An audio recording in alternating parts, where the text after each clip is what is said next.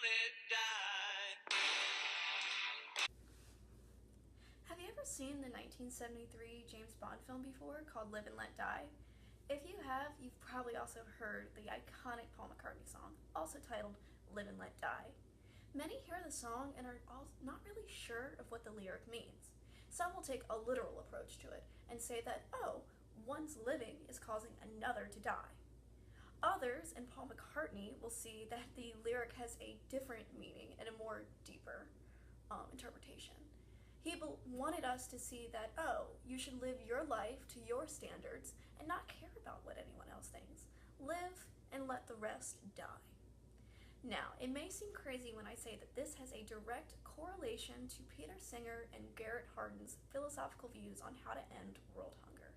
But let me give you a few stats first. The World Bank estimates that 10% of people live in poverty, meaning that they don't have enough income to supply the basic needs of a human, such as food, shelter, and healthcare. The rest of the world, the 90%, does not live in poverty, and many of them live in excess, meaning that they live non-altruistically and they have too much stuff. Many of them are also not helping the 10%. So, should they be helping, and how can they help, is the question that many of them face throughout their lives. Singer's The Life You Can Save argument states that living a non-altruistic life is morally wrong because there's plenty of people out there who don't have the things we have. While Garrett Hardin's lifeboat ethics argument says that not helping the poor will ultimately end suffering quicker because it will produce higher quality life for those who are not in poverty right now.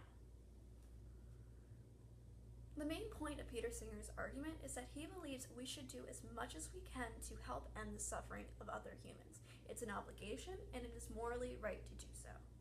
He starts off with a scenario of seeing a young boy drowning in a pool. He asks, would you go save the child? Most of us would immediately answer, yes. Then he gives a counter and says, what if you ruin your shoes?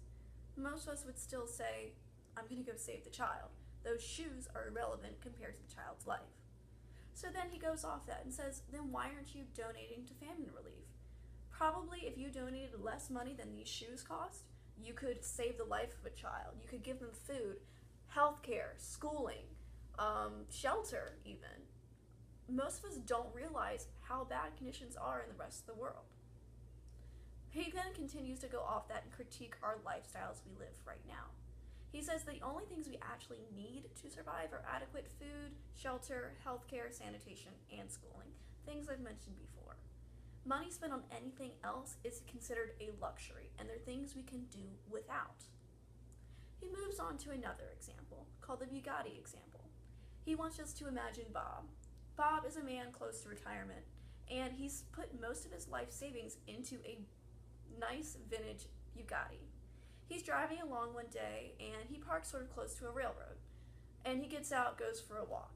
He sees a young child in the tracks, and a runaway train is coming. The train is going to kill the child. He starts to run towards the child, but also sees the train is going to hit his Bugatti. So what do?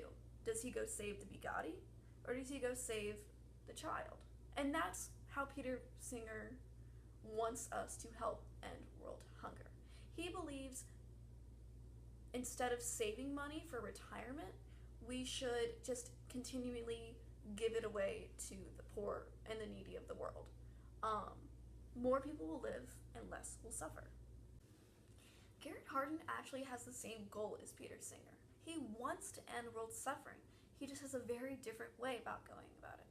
He believes the best way to end suffering would be to let Mother Nature take its course and wipe out the impoverished. It seems harsh, but he has several ecological reasons for doing this and shows it through 3 scenarios/ideas. The first is called the scenario of a lifeboat.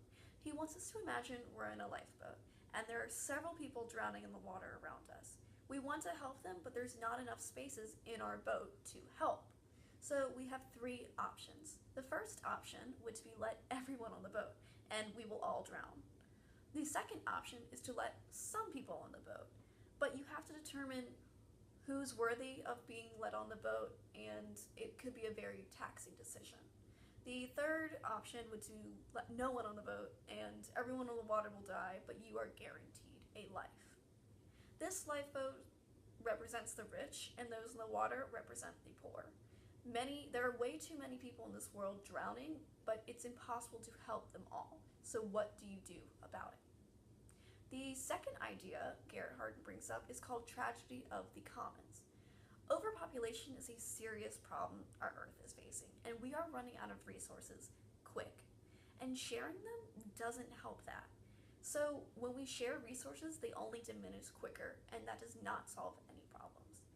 Giving away resources to those impoverished will only create a more problematic situation for the Earth, because we could be using those for ourselves, for our future selves, for those who are already settled. If we simply just let them die, it would solve a lot of problems. The third idea is called the ratchet effect, and I will show it through a visual aid. But Garrett Hardin simply states that when we share resources, when we continue to provide for the poor, we actually only prolong their suffering. So he wants us to imagine that these poor are suffering. They have no food or anything to help them. So we give them a little, and their suffering ends for a short amount of time. But pretty quick, they're going to run out of resources again. So they're back to being poor. And they already knew those luxuries we gave them, so they actually have a lower quality of life. So we give them more. And the same thing happens again. They run out again.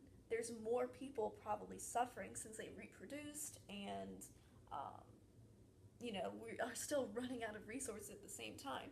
So over time, we just create more and more suffering and more impoverished people.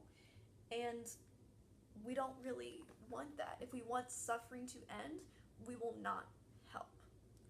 So in conclusion, Garrett Hardin says, if you really want suffering to end, you will just simply let those people die.